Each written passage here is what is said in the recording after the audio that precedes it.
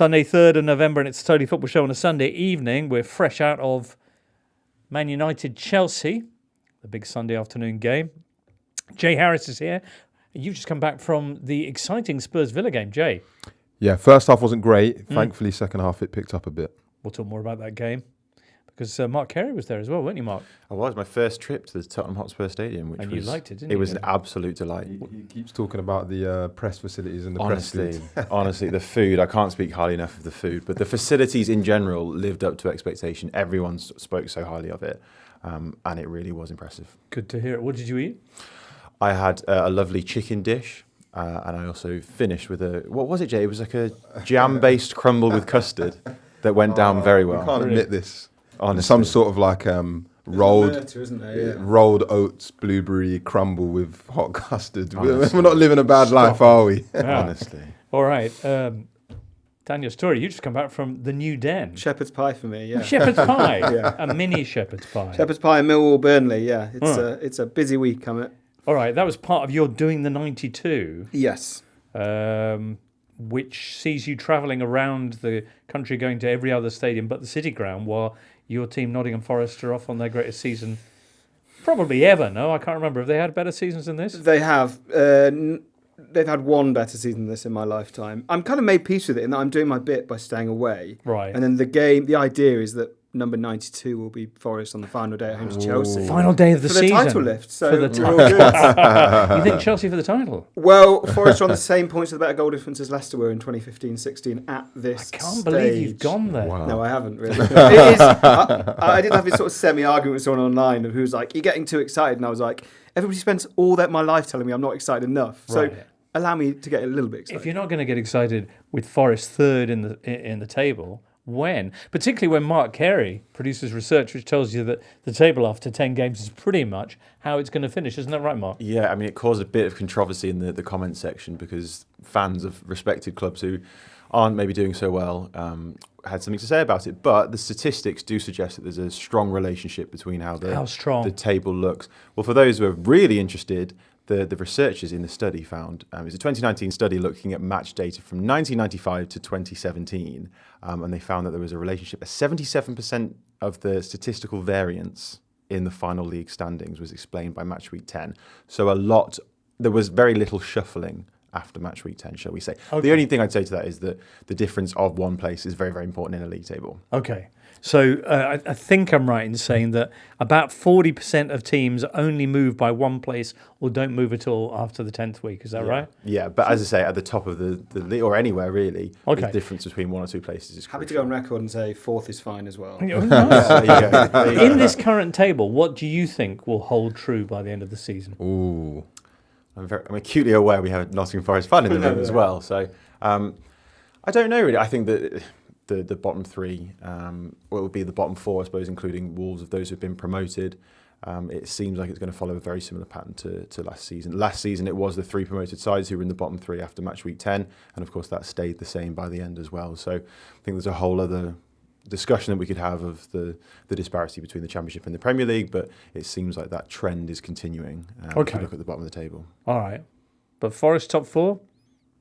Potentially.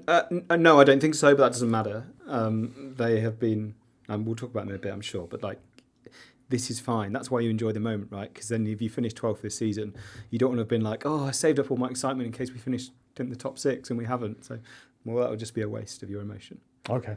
As it stands, Liverpool are top, 2 points clear of Manchester City after City's historic loss to Bournemouth. Liverpool 6 points clear of third place Forest. Arsenal are dropped down to fifth, with Chelsea now in full sport after their 1-1 draw Sunday afternoon against Man United. The rest of the scores, well, Arsenal were beaten in the early game Saturday 1-0 at Newcastle. Liverpool had their second win in a week over Brighton, 2-1 at Anfield Saturday afternoon. Saints got their first victory of the season. That was 1-0 against Everton. Ipswich almost got theirs against Leicester, but the Foxes equalised in time added on. It was 2-2 for Wolves against Palace. Bournemouth got their first ever win against Man City, and Forest beat West Ham 3-0. And then early on Sunday, again, we'll talk about very, very shortly, it was Spurs roaring back from a goal down to whomp Unai Emery's high-flying Aston Villa 4-1. Woof. Villa crumbling like the post-match treats served in the press room. Let's start with that game. Jay and Mark, you were both there. Second half, one of the best bits of Ange ball that we've seen so far. Yeah, it's a really big week for him. This time a week ago, Spurs lose quite limply to Crystal Palace. They had these two massive games against Man City in the Cup and against Aston Villa. Villa, obviously, the team that pit them to the Champions League spot last season. So it's been a really big week for him. Obviously, he was asked, is this the best week as you've had as Spurs manager? And he said, technically a week also includes Crystal Palace because he just likes saying things like that. But he was in a really good mood. And I think before the game, I was at the press conference on Friday and someone pulled out a stat that Solanke hadn't had a shot on target at least in his last 3 league games. So Postecoglou said, I'm delighted with what he does. I'm so happy with him. What he does on and off the ball is perfect for this team. So for Solanke to sort of work incredibly hard and then get those 2 goals, and the first goal in particular, the lovely chip over Martinez. He's a very intelligent footballer. He's one of those players who's integral to Spurs, probably out of possession as much as his goals. And it was great to see him get the rewards that he deserved, basically. Who else would you pull out from Spurs? For Spurs, I mean, it was Pape Matar who did really well in actually keeping a calm head when Spurs turned the ball over. But that's what I thought was really interesting, especially because Postecoglou said that after the game in terms of their physical intensity throughout the whole game, which, we think about Spurs in terms of their general build-up and having more considered, patient possession, but you actually look at their intensity, and the numbers back it up as well in terms of their pressing rate and their pressing intensity. It's the most intense of any side in the Premier League.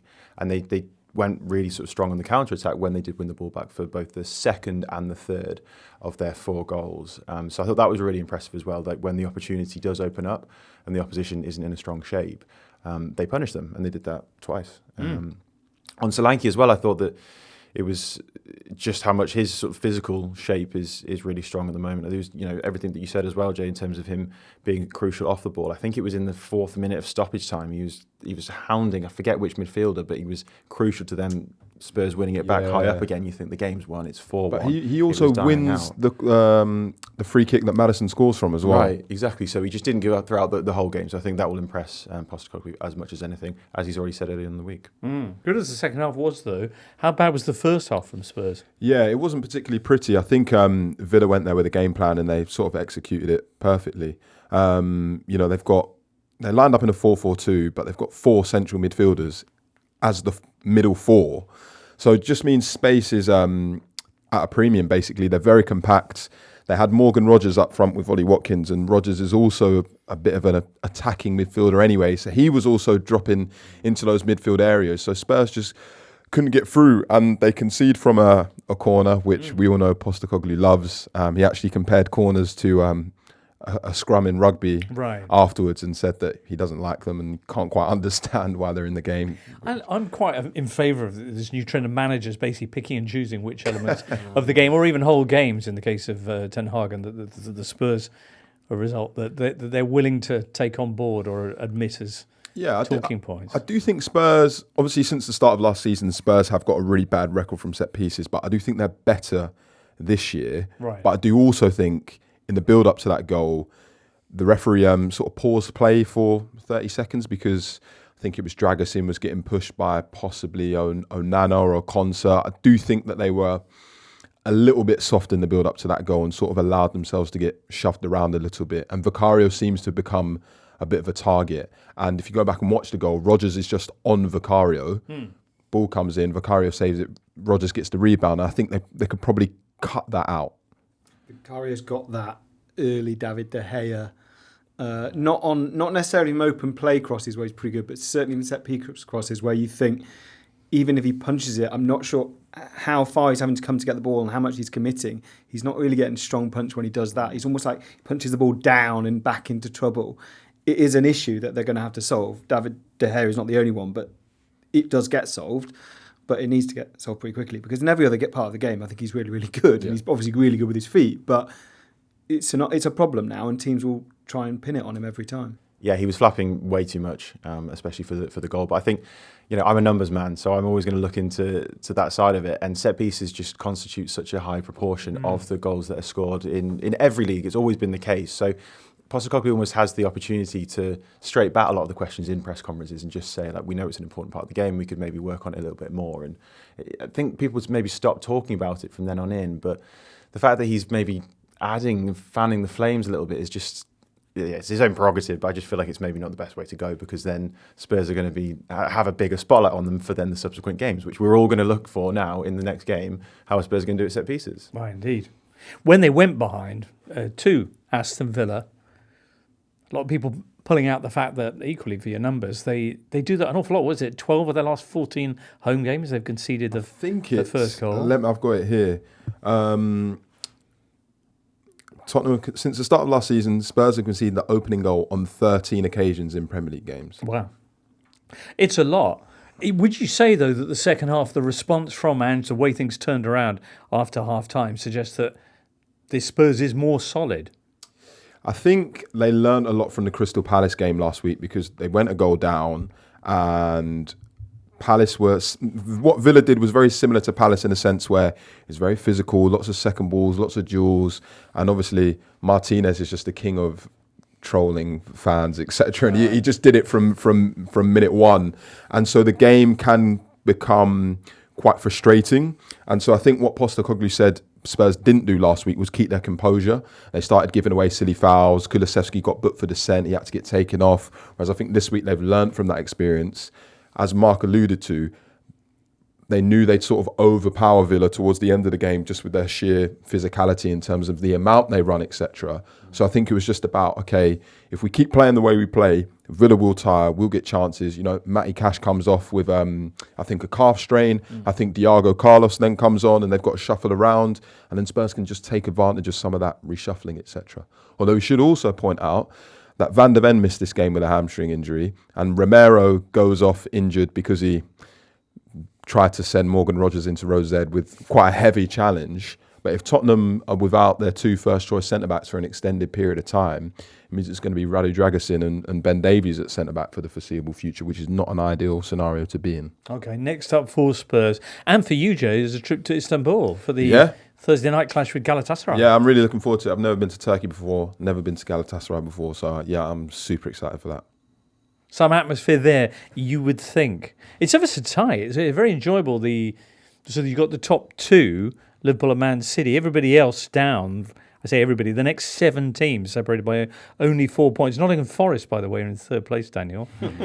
Chelsea, Arsenal and Aston Villa are level, a point behind Forest. And then a couple of points behind them, you've got Spurs and Brighton with Bournemouth and Newcastle just behind. Very, very exciting. And that's how it's going to stay, Mark. Brilliant. Yeah, true. Well, quite. But just looking at that table, you'd think that if Villa had have won, they'd opened up a bit of a gap. I know it's still early on, but despite what we just said, that would have opened up a bit of a gap between them and Spurs. So it's quite a good job that Spurs did. And I must say, obviously, we look at the team who won, and obviously you had a Spurs focus, Jay, but Villa did play okay, especially in that first half. I'm speaking with Jacob Tanswell, our Aston Villa reporter, and he said that Emery has said in the past that he wants to frustrate Spurs in previous fixtures, in the first half specifically, to make sure that just keep things really tight and for long periods just make sure that they don't have it their own way, which was definitely the case again in the first half. And I thought specifically Amadou Onana had a brilliant game. Even, obviously because the team's lost, you maybe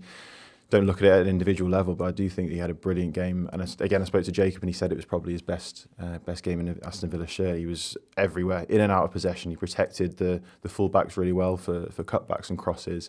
I thought he was really strong. Excellent. All right. 4-1. What a way to turn that one around from Spurs. Straight after that on Sunday, it was off to Old Trafford for Man United's clash with Chelsea. Witnessing that from The Athletic was Simon Johnson, who joins us now with this On the Whistle report. Simon Johnson joins us now from Old Trafford. Simon, how was that game? I think it ended up being a fair result. Chelsea sort of showed similar.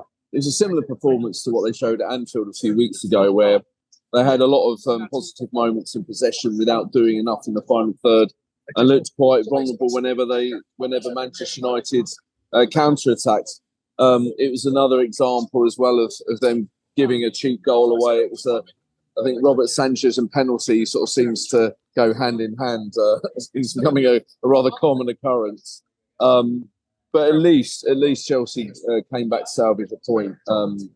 It's something that they haven't got used to too much lately on trips to Old Trafford. But it does mean that that's now their wait for a win at Old Trafford will extend into 2025. It really is quite extraordinary. Because Chelsea used to have this dominant record over Manchester United, well, one of the best records, put it this way. But now, as Manchester United go through their worst period for 30 years consistently without winning a title, they can't beat them for the full money. Yeah, indeed not. Bruno Fernandes, who kind of sparked the game into life when he scored that penalty after Robert Sanchez had brought Højlund down. That was about, 70 minutes in. What an equaliser from Moises Caicedo, though. Yeah, there's something about Moises Caicedo that when he does score a goal, it's only his second to Chelsea. It tends to be worth the wait. I was lucky enough to be at Bournemouth, Chelsea's home game against Bournemouth, final game of last season, where he did the David Beckham from the halfway line. And this one was a superb volley from sort of around the edge of the box after United didn't sort of clear the corner too convincingly. But I think, like I said, I think Chelsea deserved the point overall. And the goal sort of also was deserved for Caicedo, who a lot of people talk about the transfer fee, and it's always very hard to justify £115 million. But I think if anyone's watched Caicedo regularly, certainly in this calendar year, 2024, he is now sort of reaching that level where, again, outside of Chelsea, perhaps people will say he's still not worth the money, but inside Chelsea, they're very. He's kind of one of the untouchables. He's very consistent and yeah, one of the first names on the team sheet for Enzo Maresca, that's for sure. Still no win at Old Trafford for Chelsea, but they do move into the top four. Finally, what was your view on Man United based on this afternoon's game? Inevitably, there was going to be sort of more of a buzz in the ground. It was always going to be a harder game for Chelsea because that lift of a manager going and also having a Manchester United legend in the home dugout in Ruud van Nistelrooy. I thought United were. You can see that why they're not a top team, but you can also see that they've definitely been energised. And certainly, more importantly, the crowd have been energised by the events of the last few days. And of course, they've got Amarim to come. But yeah, do they have a lot of quality to sort of threaten the top four? Potentially, but it's going to come down to Amarim sort of bringing out much more out of them than what I saw this afternoon. It was a lot of hard work, but to sort of stifle Chelsea at times, but I wouldn't say there was an awful amount of quality. Perhaps if they had Cole Palmer, the United fan, on their team, then things would be different. But that's a bit of a pipe dream for them at the moment. Simon Johnson there. Man United Chelsea, the most drawn fixture in Premier League history. That's now 27 of 65 meetings have ended level. Fascinating statistic. Mark, you wrote a piece this week about why the new man inbound at Old Trafford, Ruben Amorim, is one of the most exciting managers in Europe. Lots of people are saying it, but why is it true? Well, he's been highly coveted by a lot of clubs in the Premier League in the past 12 months or so. I think it's the speed in which he's sort of taken each team and improved them, really. So I think Sporting hadn't won a league title for 18 years before he came in. It was a couple of seasons ago now that he stopped that. He stopped Porto and Benfica having a bit of a duopoly over that league. He plays exciting football, really, I think is the long and short of it. I think there'll be questions, and there are questions that are asked about his style of play, or more so his formation. I think he's really set on playing a 3-4-2-1, the two being narrow 10s and a central striker, which you think of Manchester United being so strong in wide areas that there's maybe something that's got to give there. So it'll be interesting to see whether he maybe tries to bring new personnel in or work with what he's got. Of course, he has to do that for the short term, right, to see how we kind of deal with that formation. Who do you see benefiting player-wise from his arrival? Yeah, it's an interesting question. We tried to answer it in a mailbag discussion on site this week, and my sort of outside shout was: would it be interesting to see Ahmad go left wing back, Garnacho go right wing back, and really kind of go for it and really, try and go all out attacking? I don't think that will happen, but that could be one thing. I think that maybe someone like Marcus Rashford could maybe struggle, because if he's not going to go wing back, he'd maybe have to play more of a narrow number 10 role, and that's not really his game either. He likes space to run into, especially in wide areas. He likes to pull out into the half spaces and near the touchline, which isn't quite how Amorim likes his his forwards to play. So I do think it'll be really interesting to see who's willing to compromise and where it will be, because my understanding is that Amorim doesn't or hasn't played any formation different since I think his Casapia days, which was very early on in his managerial career. So we shall see. I don't know what's going to happen. I think there is an interesting kind of variation of that 3-4-2-1 where you play one designated 10 and then just one wide player who goes from side to side and basically creates overlaps as the move develops, isn't there? Which I could kind of see Rashford doing that. But then you say, yeah, but we've still got Diallo and we've still got Garnacho and we've still got Anthony, I suppose. And yeah, there's a lot there that needs to change, isn't there? But I do like the idea of him, that being the variation where Bruno basically just stays as number 10. Someone tells him to stop trying to do everything and winding himself up and just staying there and providing for a striker. And then the other one is like a kind of rogue drifting forward across the line. So it's quite nice. 2 games before Ruben takes over with Ruud van Nistelrooy, the first of which will be on Thursday away at PAOK Salonika, chasing their first victory in over a year in Europe. Chelsea, in the Conference League, will be up against Noah. Where are Noah from, Daniel? They are from Armenia. Woo! They score in 2s? Nice. I don't know. That's very nice. 2-2-2-2-2 formation, yeah. You'd hope, wouldn't you? Yeah. Anyway, we'll be doing a big roundup on all the European fixtures to come in Tuesday's European edition of the Totally Football Show, where we'll also be discussing lovely Atalanta, big win for them over Napoli this weekend, and loads of other stories as well. And looking forward to the teams that will be facing the Premier League sides and Champions League on match day 4. Next up, indeed, on this show, let's catch up with sides like Liverpool, Arsenal and Manchester City and how they got on this weekend. Match day 10 of this Premier League season, and perhaps no story was bigger than the Cherries' heroic 2-1 victory over Manchester City. There at the Vitality Stadium was Sam Davis of the Back of the Net podcast. Sam Davis. Sam, Richard Keys famously described you as a small club with no tradition. So where does this win rank among your biggest days ever? It's absolutely up there. It's probably the biggest result that we've ever had as a football club. Even in the Premier League, we've had 11 matches playing the team that started at the top of the table that day. We've never beaten them, never got so much as a point. So to beat a side that are so esteemed as Manchester City, it ranks really highly. Of course, there are some older fans that might go back to the 80s when we beat Manchester United in the FA Cup. But now, in the era we're in, I believe that is possibly the biggest result we've ever had. And you were there. What were the scenes like at full time? Incredible. Everyone was hugging each other. It didn't matter if you knew them or you didn't. It was superb. And it was a strange game because we felt like we were on top. But of course, playing Manchester City, there's always a lot of tension, especially when they pull one back. But then it turned to ultimate, absolute jubilation and elation at full time. So, yeah, a lot of relief. And we're just sort of thinking, OK, the sky's the limit now. Where can we go with this Iraola side? Things are good. Well, you can beat anyone, apparently. What is to stop you? Where might the Achilles heel of this side lie?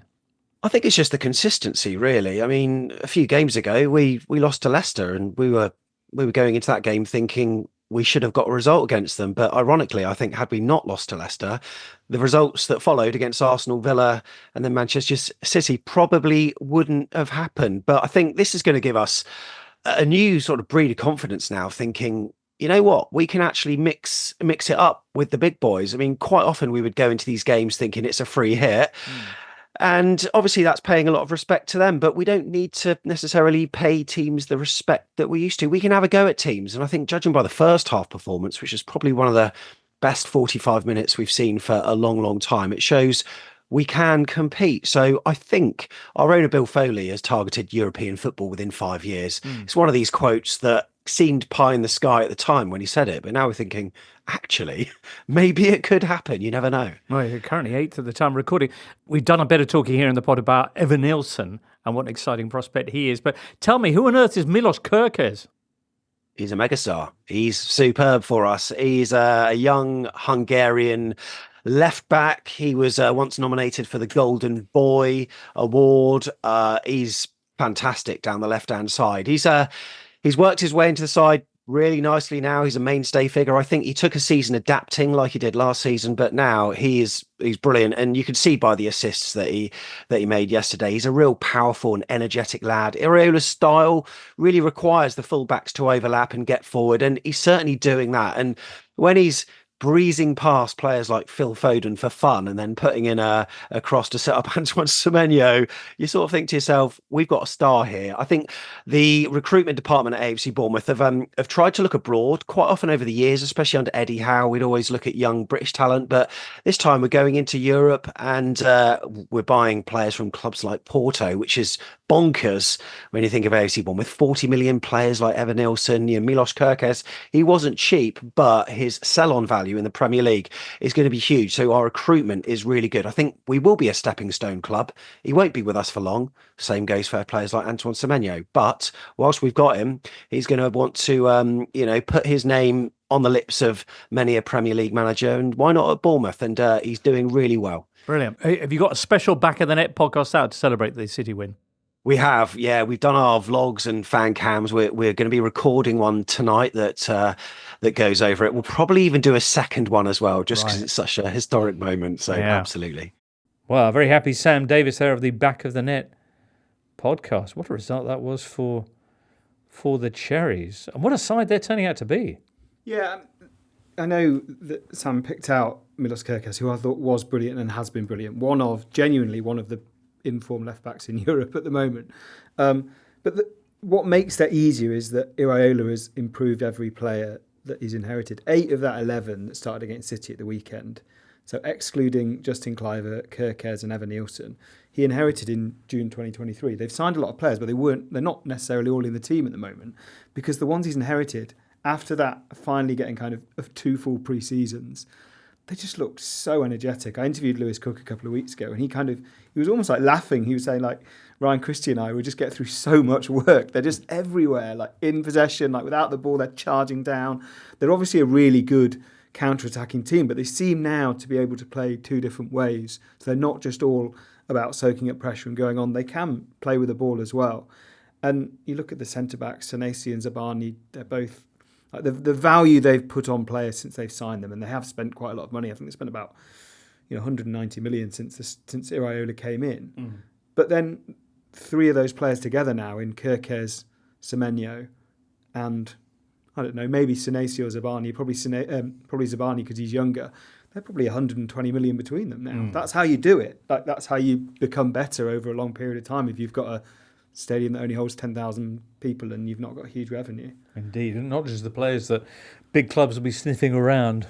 Iraola himself being linked with big jobs. Yeah, Semenyo is being linked with Liverpool fairly consistently now. Though each of those defenders, with no disrespect to Adam Smith, other than Adam Smith, will be in line for big club moves, because if you prove you can do it against the biggest clubs, that's always been Bournemouth's Achilles heel. It's that they under Iraola have been awful against Arsenal, Man City and Liverpool, and now in the last 2 weeks they've beaten Arsenal, they've beaten Manchester City, and they've drawn away at Villa. It's ridiculous.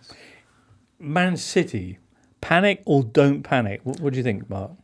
Oh, somewhere in between, and that's not to duck out the question. Mild concern? I think that I do think there's mild concern. I think it's something I wrote about with Sam Lee, the Man City reporter for The Athletic, fairly recently, about their Achilles heel being their vulnerability in counter-attacking situations. And it's quite common for the elite teams who like to really push high and try and suffocate the opposition into their own defensive third to leave space in behind them, because all the space is subsequently in their own half, and counter-attacking teams can punish them. And it seems to be that they're not giving away loads and loads of chances, granted, but those that they are giving up are pretty big. And they gave up 6 big chances, Opta-defined big chances yesterday, which I think the last time they did that was November 2022 against Brentford. Jay will be pleased to know, fairly recently. On average, they're averaging 2.3 big chances conceded per 90 minutes, which is comfortably more. I know it's earlier on in the season, but it's comfortably more than they've conceded in the past 5 or 6 seasons. So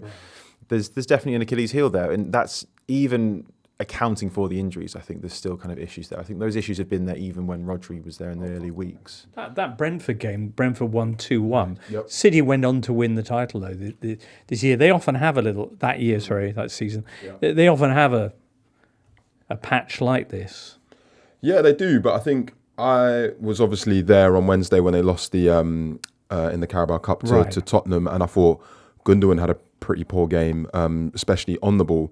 And I was quite intrigued when I was watching the highlights from the Bournemouth-Man City game that all of Bournemouth's chances come down the left. Now, we've spoken about how good Kirkesh was and Semenyo in particular, but every single time it's coming down Walker and Foden's side. And obviously for so long we thought that Walker is this sort of impassable object. He's incredibly quick, etc. But maybe he is losing, maybe not a yard of pace, but half a yard of pace. Although he was coming off, 3 weeks out without training, no? Yeah, you've got me there with that point. But there have been other occasions this season, like I know Traore is also incredibly quick, but I just thought it was quite intriguing that there were 2 or 3 occasions where Walker had been turned to face his goal and Semenyo sort of breezed past him, and maybe players who are that quick can just get a little inch ahead of Walker now in a way that they couldn't do 2, 3, 4 years ago. Right. Because there's a lot of, with players like Walker and Van der Ven, defenders who are very quick, sometimes they're sort of overburdened with defensive responsibility. They're sort of like this ultimate get out of jail card. They're way too quick. They're quicker than any striker, so they'll just sort everything out. But actually, when they get exposed too often, that's sometimes when the mistakes happen. I think it all plays into each other. I think the injuries and the fatigue are the crucial issue here. City played 59 games last season. They had more players at Euros than any other club. They've used 20 players this season, and 12 of them are aged 29 or over. And you can have a lot of the ball, and that can reduce your workload in terms of sprinting. But it's still an awful lot of football for players who already have a lot of football in their legs. Yeah, this was the 5th game of 7 in the space of 3 weeks, and they've got an equally tough December coming up with, I think, 8 fixtures. And the increase of Champions League group games, 2 extra ones before Christmas, means they'll probably play 59 again this season, even though they are at the EFL Cup. So, as soon as they get a few injuries, no one's going to have any sympathy for Man City not having a deep enough squad, obviously. But they're missing Rodri and Bob and Grealish and Stones and Diaz. And when you do that to a small squad, you are going to have to put too much physically on players. Mm-hmm. City travelled to Lisbon on Tuesday in the Champions League. They're going to be taking on Ruben Amorim's Sporting in one of his final games in charge. They had a 5-1 win against Estoril on Friday night, with Victor Gyökeres scoring 4 of the 5 goals. So that's going to be quite an intriguing clash, that one, for Manchester City. Arsenal are going to be away at Inter, and then they've got Chelsea away. So it's a big week this for the Gunners, one which hasn't begun in the best of fashion, with Saturday lunchtime's 1-0 defeat to Newcastle. This was eerily similar to last season's 1-0 defeat to Newcastle. Yeah, it was. I think, obviously, Arsenal's defensive injury crisis has had a little bit of an impact on them in the last few weeks. But I also think that it's quite damning that they sort of over-rely on Saka, Martinelli, Trossard, Havertz, etc. I just don't think they have the strength and depth up front that some of their rivals like Liverpool and Man City do.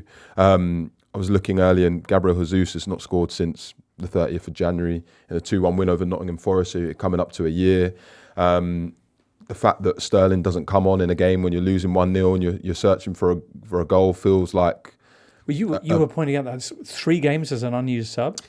Yeah, but one of them was the Man City game where they obviously had a player sent off. But the fact that he's not being thrown on in these circumstances suggests that maybe Arteta doesn't think that he's quite at that level. And the fact that he's playing Ifum Nwaneri, who's obviously an incredibly exciting talent, but he brought him on Saturday ahead of Sterling, feels quite damning on how good Arteta thinks Sterling is at this stage in his career. But I just think with Arsenal, obviously they are missing Odegaard, and when you're coming up against a team like Newcastle, who firstly are quite good at slowing the game down, frustrating the game, etc., defend quite deep in moments, you need Odegaard's creativity to sort of get through those gaps. But then also you do need a few different options off the bench. And I think Arteta's probably looking at Jesus, Sterling, etc. at the moment, thinking, I'm not really too sure if these guys are going to be the ones who are going to change the game for me. And having said that, the fact that 2 years ago or 2 summers ago, Arsenal signed Zinchenko and Jesus, and they were sort of seen as these players who were going to transform the way the team played, and they did. But now, 2 years later, they feel like a bit of a relic, and they've moved on from them. That's happened much quicker than I think most people probably expected as well. I know a lot has gone well for Arsenal, but their transfer business over the last couple of years is a bit iffy, isn't it? Because Mikel Merino, to me, looked like their worst player at the weekend. I know he's fairly new there, although he does have Premier League experience, but he just looks like the answer to a problem no one was really asking for Arsenal. Yeah. Like, do we need another controlling midfielder? Like, not really. And since Ødegaard's injury, it looks like they came up with a way of playing in the summer that was going to be more about control, and more maybe like City do, kind of possession based, but like starving an opponent and making the most of opportunities, which would be Ødegaard creating chances nobody else could. And they're still trying to do that when he's not there.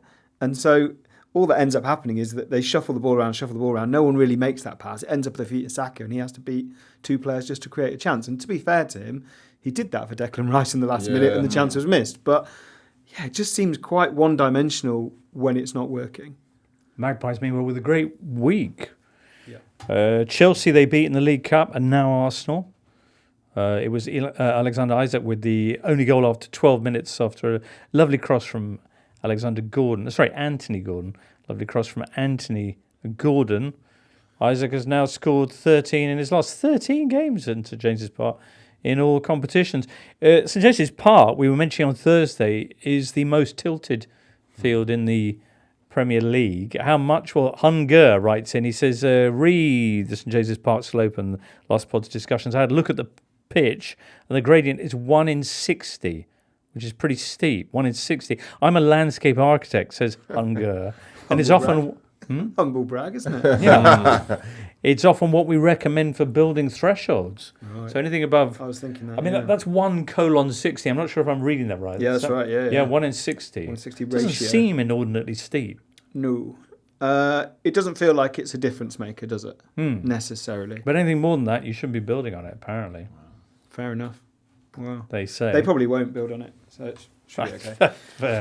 Fair. Anyway, Arsenal.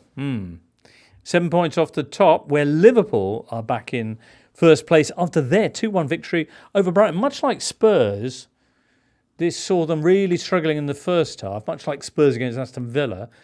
Very difficult first half, and then something happened at half-time or thereafter. Arne Slot's changes that saw them completely turn this one around.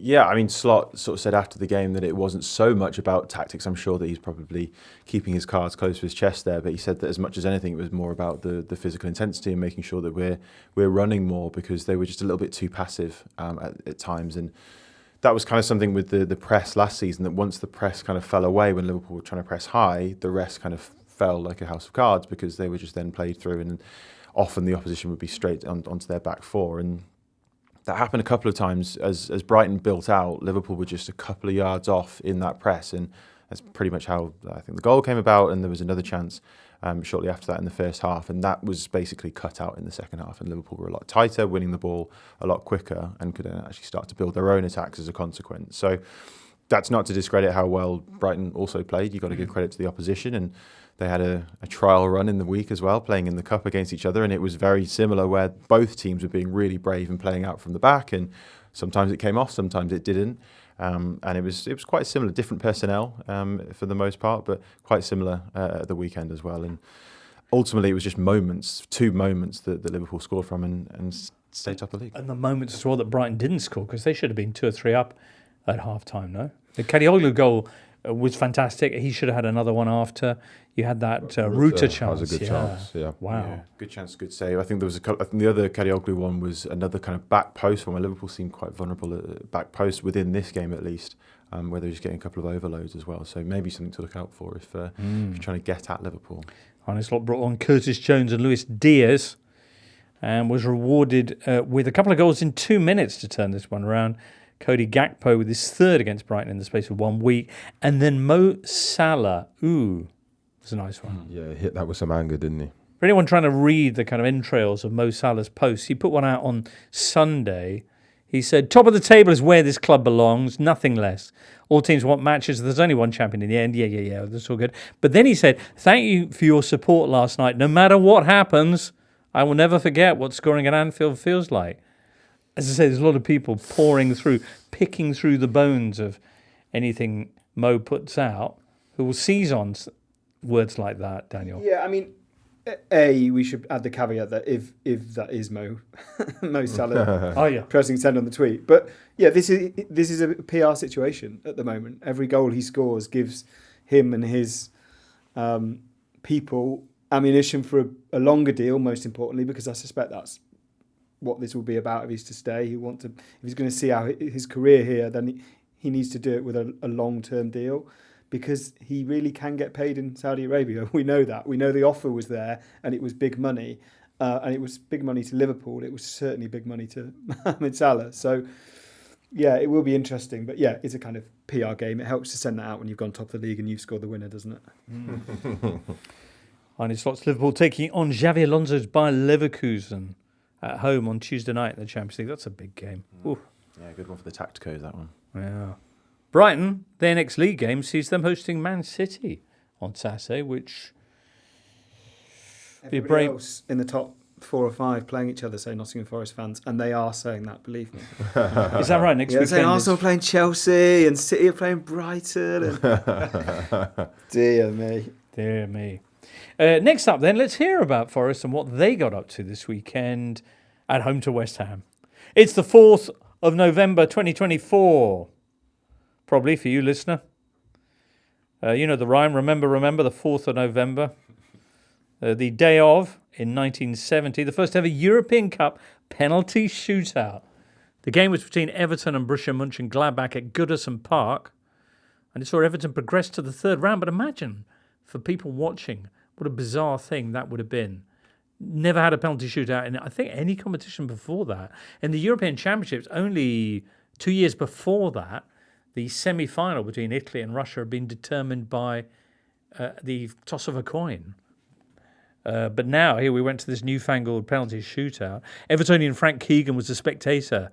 He said, nobody in the ground seemed sure what would happen next. No one had ever seen a penalty shootout. Joe Royle missed the first kick. Many were hurling abuse at Royle, saying we were out.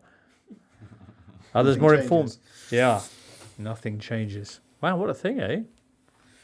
Anyway, that was the 4th of November, 1970.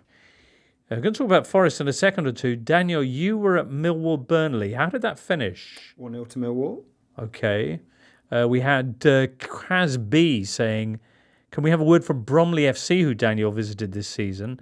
They beat Rochdale 4-3 with 2 stoppage time goals to get into the FA Cup second round for the first time in 78 years. So it was the first round of the FA Cup this weekend. Yeah, and they were favourites because they were the league team against Rochdale as the non-league team, which is, for those of us who grew up in the 90s, feels weird. And yeah, they scored twice in stoppage time to win it and also had time to get a man sent off in stoppage time as well. 1-4-3. Shout out to Kettering to beat Northampton. That was a big shock. Tamworth beat Huddersfield. That was probably the other National big League shock. Tamworth beating League One Huddersfield. And Yeah. the match won by a goal which went in off the keeper after an incredible throw from Tommy Tonks. Tommy Tonks. Now, if you were going to pick a cartoon character who was like Tommy Billy Tonks. Whiz but with throw-ins, Yeah. it would be called Tommy It's a Tonks. massive wouldn't it? throw-in. Yeah. It is huge. Also in the FA Cup first round, AFC Wimbledon beat MK Dons 2-0. Yeah, at MK. That's Ooh. 5-0 on aggregate over the 2 games so far this season. So, yes, they're having fun. Shout out to Harrogate as well. He beat Wrexham 1-0. So Wrexham won't be on TV in the next round. Because they would have been if they'd gone through. Also not on TV this weekend were Nottingham Forest playing in the 3 o'clock slot at home to West Ham. 3-0 it finished. Reece Cooper says, are Forest winning the league? I'm half joking. Yeah, no, they're not winning the league, but that doesn't matter. They are playing incredibly well. The one thing, and yes, West Ham had a man sent off before half time, but the one thing we haven't really had from Forest since a 3-1 home win against Fulham is a really up-tempo, attacking home performance. They beat Crystal Palace 1-0. That was kind of how they were winning those home games. they've now realised that they don't have to be like that at all. And the City ground, I was near the ground on Saturday night, and it was just kind of this joyous, absolutely joyous sensation in West Bridgford at the moment. It like nobody can quite believe their luck. It's sort of summed up by Ola Reiner, who is, I think, probably a guy who doesn't take life too seriously, which is great. And he scored this. I don't know if you saw the post-match interview. But he's there with like a Ribena carton and he's sipping that. And they asked him about the goal and he said, I was just knackered, so I hit it. And then in the changing room afterwards, there's a video of him and he's got his left foot out, which he scored with, and he's just got it still in his sock. And every time a teammate comes over to him, he's like, don't come too close, my foot's still really hot. Like, you don't want to come too close, it's dangerous. And they all just seem to be having this lovely time under a manager who is quite, he's quite dour at times and he can seem quite grumpy, Nuno. But they're just having the best time, yeah. So, Nuno Espirito Santo, amazing at Wolves, amazing now at Forest, a misery at Spurs. So what is the difference between the various Nunos? Well, he at Forest, I think he's a man that when he's doubted, is probably thinks, I'll show you. I think he is also, it's relevant that he is, he is a client of Jorge Mendes, and Wolves had a connection with Jorge Mendes at that time. It enabled him to have a say in transfer dealings that perhaps he didn't have at Tottenham.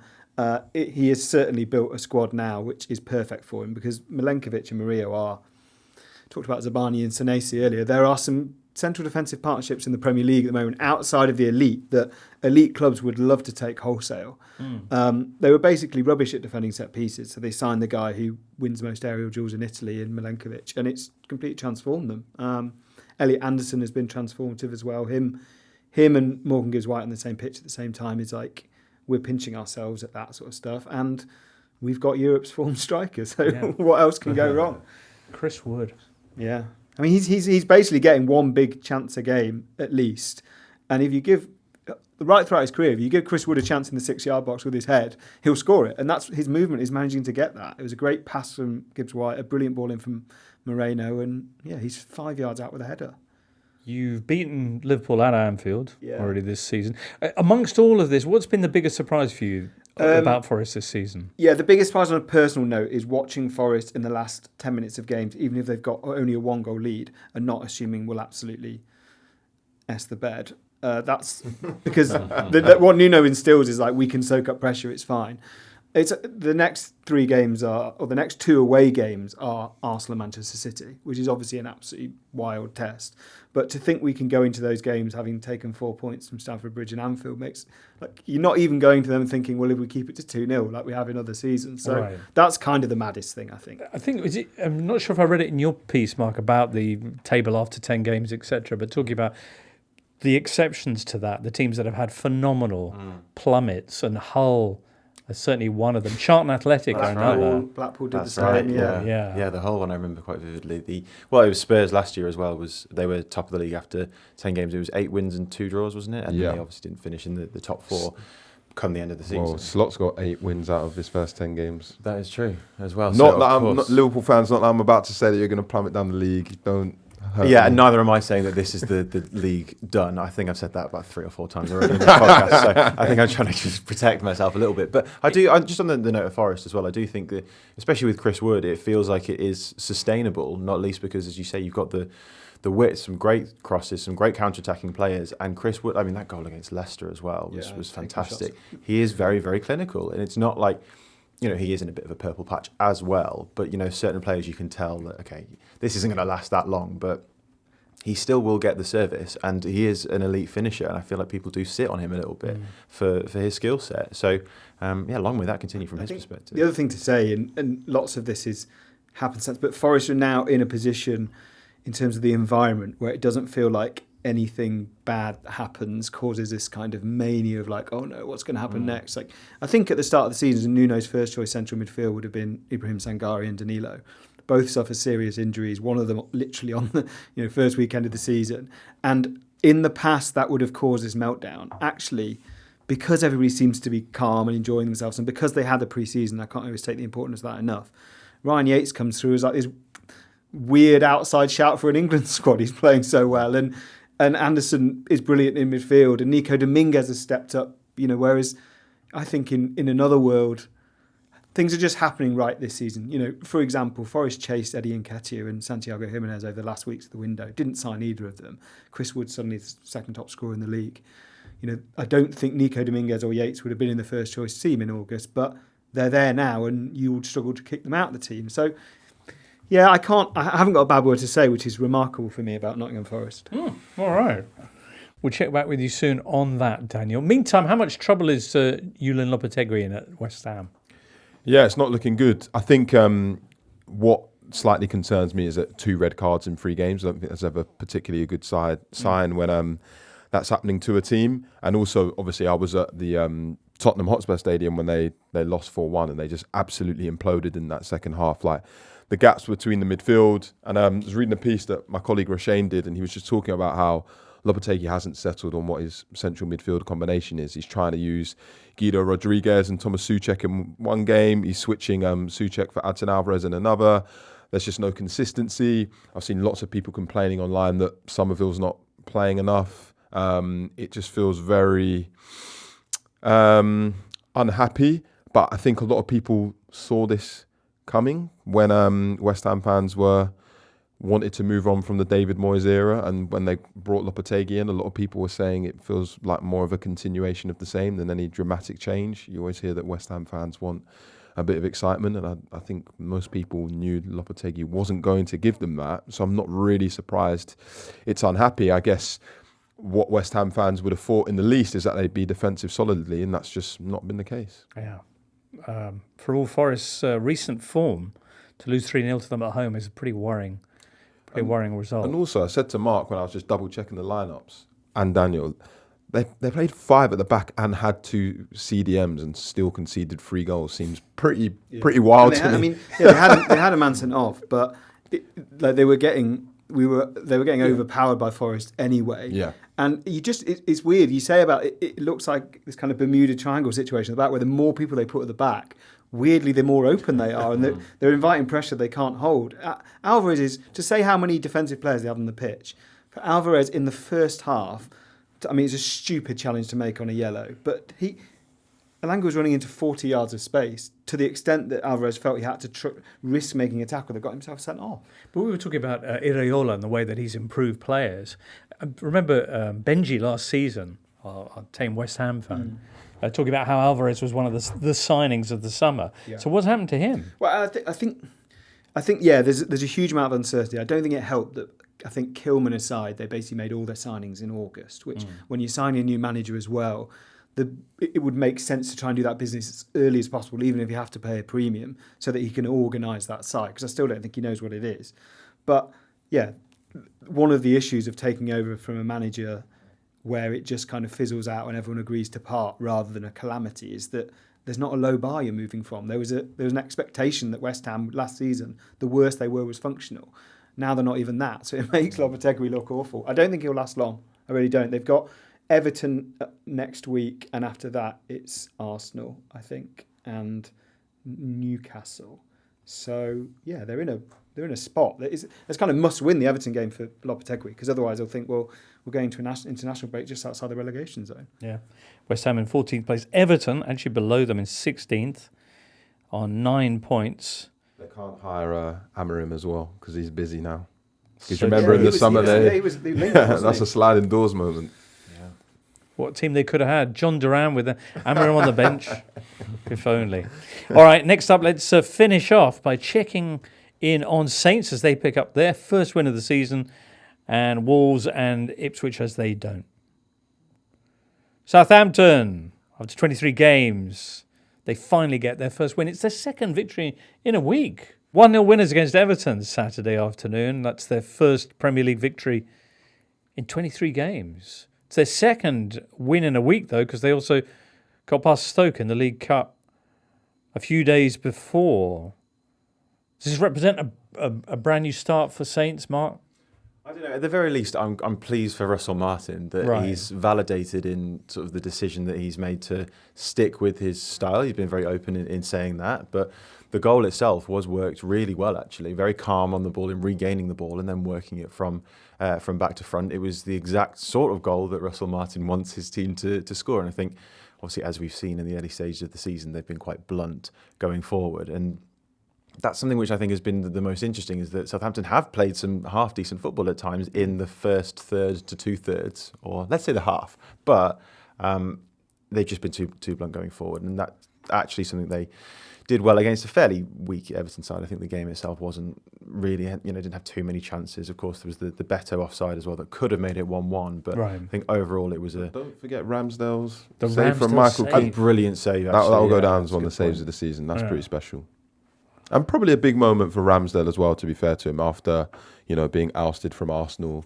I don't think people have sort of spoken about how much of a drop that is to go from being first choice at a club which nearly won the league to then go on the bench, and the only team that buys you in the summer is a team that's just been promoted. So maybe that's a moment for him to sort of kick on and regain some confidence and form.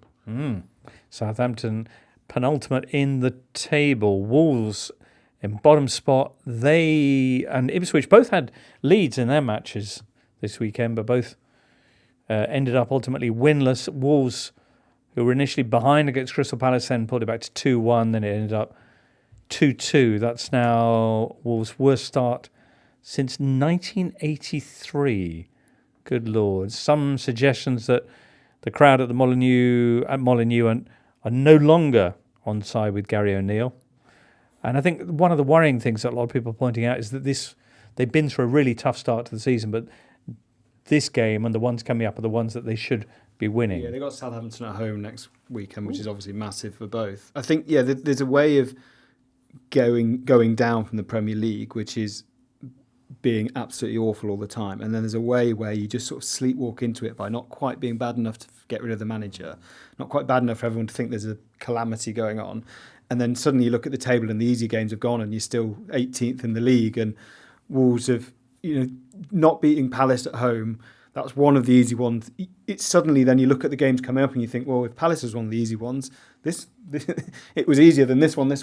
So, I think if they don't beat Southampton, then Gary O'Neill probably is in big trouble because, you're right, James, when you say the atmosphere turned, it was slightly ironically, the subs he made ended up trying to change the game before they conceded again, but the crowd were giving him the kind of you don't know what you're doing treatment. And very unusually, with a manager, the crowd have been asking for Wolves to be more defensive, not less. Normally you get teams saying, the manager's too defensive, we want to play some football.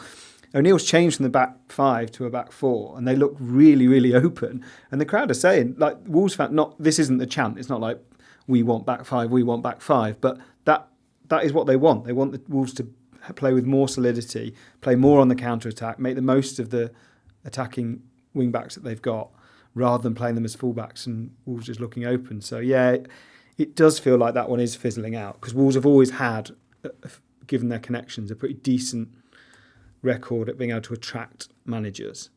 So, maybe his days are I was numbered. just quickly going to say, because I had a hunch and I've just double-checked and it's right, but they lost 7 of their last 10 games at the end of last season anyways. Right. So this is not they've just had a bad start to this season. This is something that's been going on for months and months and months. So that's sort of I'd be more worried about the fact that it's gone on for such an extended period of time. Right. Indeed so. The other team at the bottom three, Ipswich, took the lead in their fixture at home to Leicester Saturday afternoon.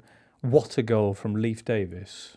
Lovely. The way that he controlled the shot as well. I thought at first he sort of went with his laces, but it was the way that he controlled it. Brilliant volley for the back post. They were then seconds away from their first victory of the season, but a nice goal from Jordan Ayew for the Foxes to rescue the game in the 94th minute for them. But that's the second game in a row Ipswich have had a player sent off, and the second game in a row they've conceded in stoppage time. So they're sort of creating their own problems. And both red cards were for 2 separate bookings, I think. So again, a bit like we said with Alvarez earlier, people just making... Although I do feel the Phillips challenge, I've only seen it a couple of times. It feels a little bit It was in the harsh. same incident as them not getting a pen, which feels like a bit of a double punishment, doesn't it? But they are, even for the goal, they had like 4 or 5 chances to stop Samare or Ayew before they got to the penalty area. There's a lot of kind of well, yeah, we're just stepping back and making sure we're in the right position, and then 2 seconds later, someone's got a clear shot on goal. There's a lot of that with Ipswich at the moment. It's quite fragile. Which feels like it's a big leap from the Championship. It's cliche, but it's true. It's the sort of thing that you get punished for that in the Premier League. And the other example, ironically, despite the saying about West Ham not being so strong at the moment, was when Calvin Phillips gave the ball away against West Ham. Within seconds, they were punished goal. Okay, right. Now you're down. That it is something where I think they are still learning that you just those small details or even big details you will get punished invariably in the Premier League. Although this was against a team that, like them, had just come up. That's a good point. From the Championship. 34 shots in this game. 34. Quite a lively affair.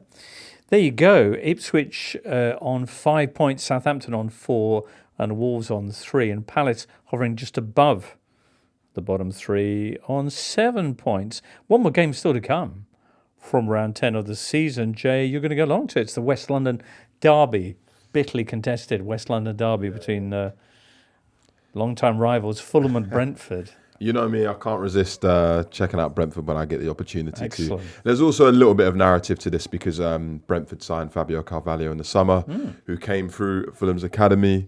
So I'm just a bit intrigued about, I'm sure you can imagine the type of reception he's going to get. But I think it should be a fun game. Both teams in a very similar position in the league. Really? Yeah, Brentford are 11th on 13 points and Fulham are 12th on 12 points. A win for Brentford would see them join that throng with Spurs in 7th on 16, Brighton and Bournemouth. Brighton alongside them. Happy days. Yeah, and this is Brentford's first away game of the season. They can probably realistically think we should get a point out of this because the other 4 have been Man City, Liverpool, Tottenham and Man United, and they've done well in patches of those games. Took the lead in 2 of them, 3 of them actually, but didn't manage to win. So I think they'll be looking at Fulham thinking, let's actually try and get our first points away from home this season. All right.